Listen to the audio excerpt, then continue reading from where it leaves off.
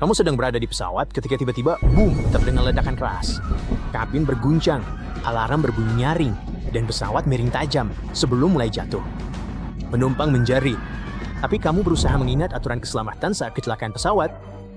Kenakan jaket pelampungmu, tapi jangan mengembungkannya sebelum kamu keluar dari pesawat. Tapi bagaimana jika pesawat itu sendiri punya jaket pelampung? Saya bicara tentang sesuatu yang mengembang dalam hitungan detik tepat sebelum benturan.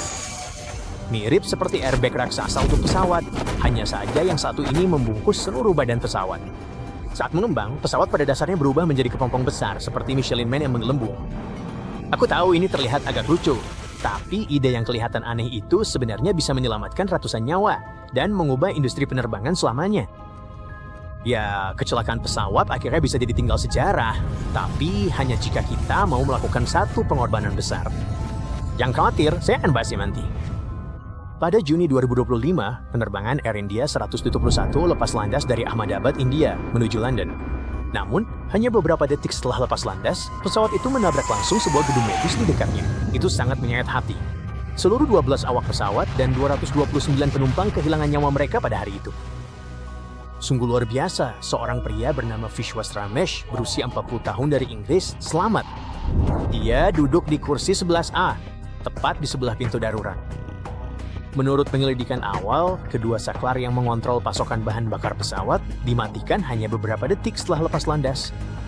Tanpa bahan bakar, mesin-mesin pesawat itu tidak memiliki tenaga yang cukup untuk terus naik.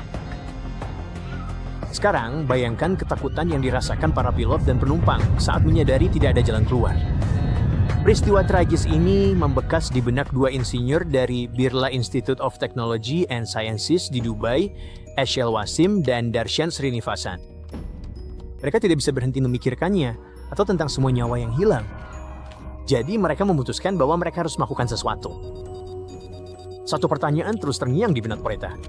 Kenapa tidak ada sistem yang membantu orang bertahan hidup setelah kegagalan pesawat? Karena kenyataannya, sebagian besar teknologi keselamatan pesawat dirancang untuk mencegah kecelakaan, tapi sangat sedikit yang membantu Anda bertahan jika kecelakaan benar-benar terjadi.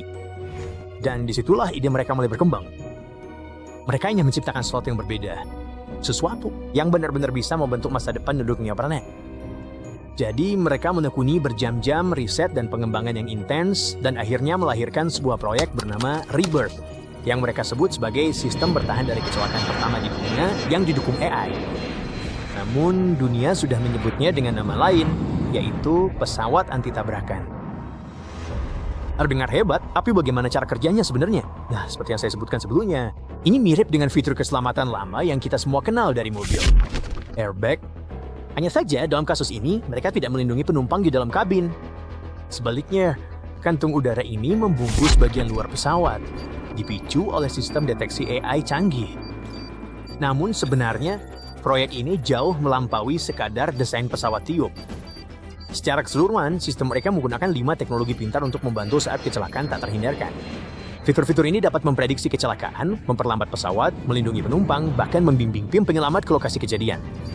Saatnya membahas dunia penerbangan, penjelasan tentang keselamatan. Pertama, ada deteksi AI. Sistem Rebirth mulai bekerja begitu pesawat lepas landas. Bayangkan seperti punya Siri atau Alexa super pintar di dalam pesawat, tapi yang ini punya gelar doktor. Di pesawat yang pada dasarnya bisa menjadi pilot jika diperlukan. AI ini terus-menerus memantau ketinggian, kecepatan, performa mesin, arah, sensor kebakaran, dan respons pilot. Intinya, AI ini terhubung dengan segala hal yang terjadi selama penerbangan. Kalau ada sesuatu yang terasa tidak beres, AI ini akan memberikan peringatan. Dan jika kecelakaan menjadi tak terhindarkan di bawah ketinggian 3.000 kaki, sistem ini akan aktif secara otomatis dan bahkan bisa mengambil alih kendali pesawat. Selanjutnya, airbag. Jika terjadi kegagalan sistem dan tabrakan tidak bisa dihindari, AI akan mengaktifkan airbag berkecepatan tinggi. Dalam waktu kurang dari 2 detik, airbag ini mengembang seperti popcorn raksasa yang meletus. Airbag ini muncul dari bagian depan, bawah, dan belakang pesawat. Lalu airbag mengembang sampai seluruh pesawat terlihat seperti rumah balon terbang. Teknologi ini terbuat dari kain berlapis yang menyerap benturan dan melindungi badan pesawat. Secara teori, bantalan pelindung ini memastikan pendaratan tidak terlalu keras, berapapun kecepatan pesawatnya. Selanjutnya kita punya sesuatu yang disebut reverse thrust. Sebenarnya ini udah sering dilakukan oleh para pilot. Reverse thrust terjadi ketika mesin pesawat mendorong udara ke depan, bukan ke belakang. Hal ini membantu pesawat melambat setelah mendarat. Tapi misalkan ini situasi kritis. Pilotnya tidak sadarkan diri dan mesin pesawat masih menyala. Saat itulah sistem rebirth aktif dan secara otomatis mengubah mesin ke mode reverse untuk memperlambat penurunan. Dan kalau mesinnya benar-benar mati, tenang saja. Saat itulah gas thruster mulai bekerja. Booster ini menyala untuk mengurangi kecepatan pesawat dan menstabilkannya saat jatuh, sehingga gaya benturan bisa berkurang hingga 20%. Lalu ada yang namanya smart qubits. Ini adalah material khusus yang tersembunyi di dalam dinding dan kursi. Sebagian besar waktu, material ini tetap lembut dan nyaman. Tapi begitu terjadi benturan, mereka langsung mengeras untuk menyerap guncangan dan melindungi penumpang dari cedera. Dan terakhir, ada fase rescue aids.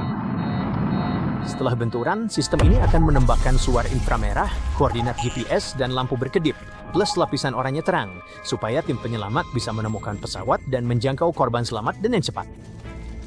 Untuk saat ini masih sebatas prototipe, tapi sangat menjanjikan. Simulasi mereka menunjukkan pengurangan gaya benturan lebih dari 60%, dan itu benar-benar bisa mengubah hidup. Saat ini, mereka sudah punya data, simulasi, dan desain yang siap digunakan. Langkah selanjutnya adalah mengujinya di dunia nyata, seperti di terowongan angin dan kondisi terkontrol. Dan meskipun semua orang cukup antusias melihat teknologi keselamatan pesawat ini berfungsi, masih ada beberapa kekhawatiran. Ingat kompromi besar yang tadi saya sebutkan? Nah, ini dia. Menambahkan airbag ke pesawat akan sangat meningkatkan beratnya, karena airbag ini harus sangat besar agar benar-benar bisa mengurangi gaya benturan dari pesawat komersial.